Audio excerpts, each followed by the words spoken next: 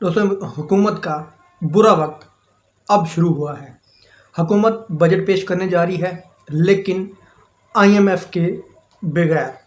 उन्होंने आईएमएफ को नाराज़ कर दिया है, क्योंकि उन्होंने आईएमएफ की कुछ शराइत थी वो पूरी नहीं की, इसलिए आईएमएफ इनको अब कोई पैसा नहीं देने वाला। इमरान खान के लोगों को उठाया जा रहा है, पार्टी के लोगों को तोड़ा जा रहा है।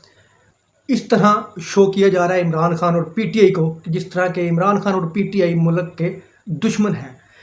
बहुत बड़े बड़े लोगों को पार्टी को छोड़ने पर मजबूर किया जा रहा है और बहुत से लोग छोड़कर भी जा चुके हैं। लेकिन इसके बावजूद इमरान खान साहब टस से मस नहीं होते। हुकूमत इस चीज़ से परेशान है कि उस बंदे को कोई परेशानी, कोई टेंशन नहीं है। हमने उनके बड़े बड़े लोगों को उनकी पार्टी से मतलब कि इस्तीफ़ा दिलवा दिया, पार्टी से पीटीआई छोड़ने पर मजबूर कर दिया, लेकिन ये बंदा फिर भी डट के खड़ा है।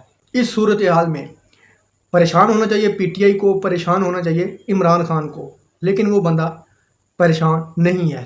इसके बरक्स जो हुकूमती टोला है, शहबाज शरीफ टोला, वो इंतहाई परेशान है, क्योंकि उनको अब उनकी हुकूमत जाती हुई नज़र आ रही है। क्योंकि इनको एक आस थी आईएमएफ की, उस आईएमएफ ने इनको जवाब दे दिया है। और दूसरी तरफ इमरान खान के लोगों को पकड़ना, उनसे जुल्म ज़्यादती के बावजूद इमरान खान साहब की पॉपुलरिटी में इजाफा हो रहा है।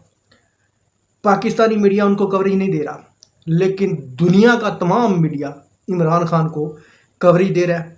पूरी दुनिया में इमरान खान के नाम का डंका बज रहा है कि वो अकेला तनहा बंदा पूरे सिस्टम के साथ लड़ रहा है। अकेला बंदा पूरे सिस्टम को अकेला होने के बावजूद शिकस्त दे रहा है। इस चीज़ की इमरान खान साहब की तारीफ़ें पूरी दुनिया में हो रही हैं, जिससे इस इम्पोर्टेड हुकूमत का इमेज पहले ही ख़राब था और ख़राब होता जा रहा है। आईएमएफ की नज़र में भी आ गए हैं, आईएमएफ ने भी जवाब दे दिया। इसलिए हुकूमत ने ये सोचा है कि 9 जून को बजट देकर हमने हुकूमत छोड़ देनी है, मज़ीद हम हुकूमत नहीं कर सकते। तो 23 को सुप्रीम कोर्ट में एक बहुत बड़ा दिन है, उसमें हुकूमत की नाअहली का फ़ैसला होने जा रहा है। हुकूमत ने जो तौहीन अदालत की है, इसके लिए फ़ैसला होने जा रहा है, लेकिन लोगों को ख़रीदा जा रहा है।